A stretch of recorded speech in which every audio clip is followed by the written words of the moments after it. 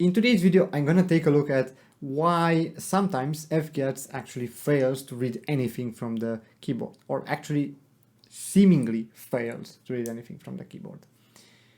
Let's start with a simple problem. Let's say we want to hypothetically read messages from the keyboard and then send them to somebody. And we also want to read, before sending the message, we also want to read an ID representing that message. So we want to read an ID and then the message itself.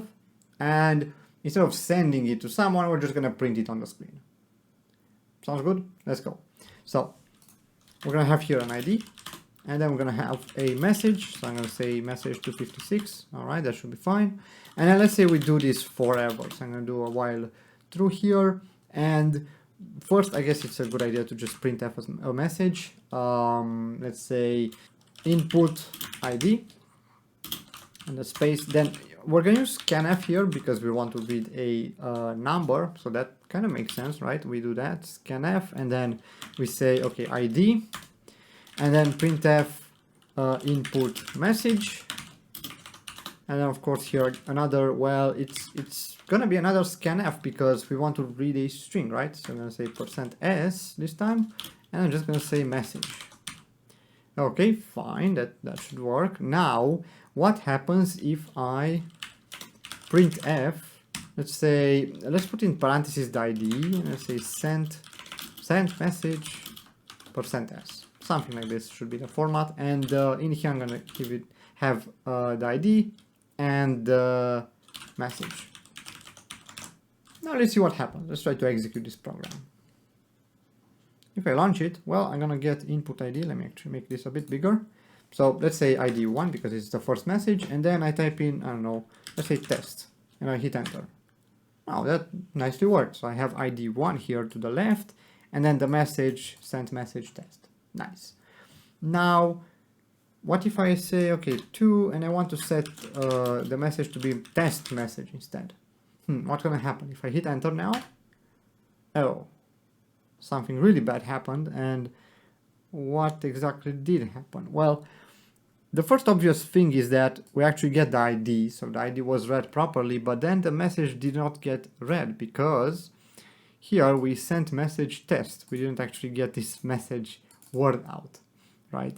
And to make sure that this actually is what's happening, I'm gonna refresh and restart the program, and I'm gonna type in here something else. So it's gonna be something else, and if I hit enter, I'm gonna see the same exact behavior. So I have something as the word here in the message, right, in the message variable, but the else is nowhere near to be found. And actually you can see it's in here, but I didn't type in 2 messages, I only typed in 1, and the ID got skipped.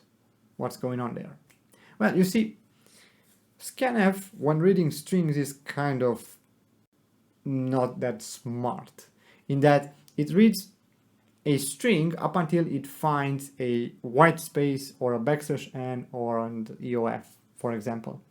So in my case, when I wrote something else, this scanf actually only read the something, right? So only read part of the message, and then the rest got left inside the standard input buffer. This else was left there, and then it went back to this first scanf. It tried to parse something from it. It failed because else is not a number, and then of course it got sent to the second scanf, and this is why we get this on the screen. So how do we solve this issue? Well, the simplest way to solve the issue is to use something else, and not scanf. We're going to use here fgets.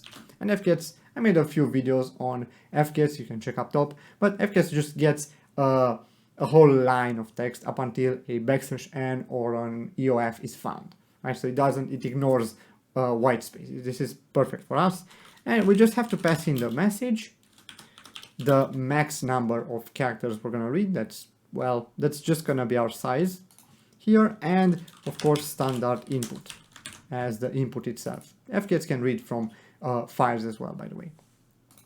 All right, amazing.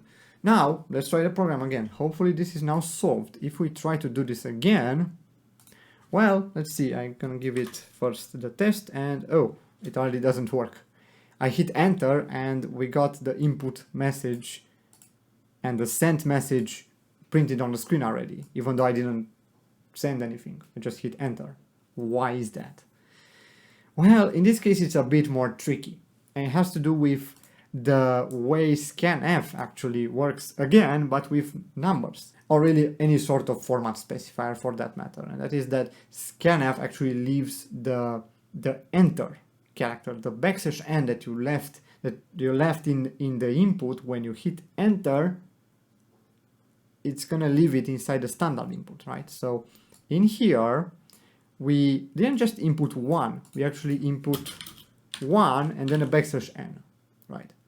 And what scanf did is take this 1 from the standard input, but that's it. It didn't take that \n.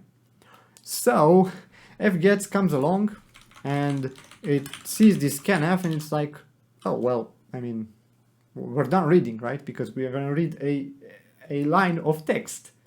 Since we're going to just read a line of text, there's nothing else to be read.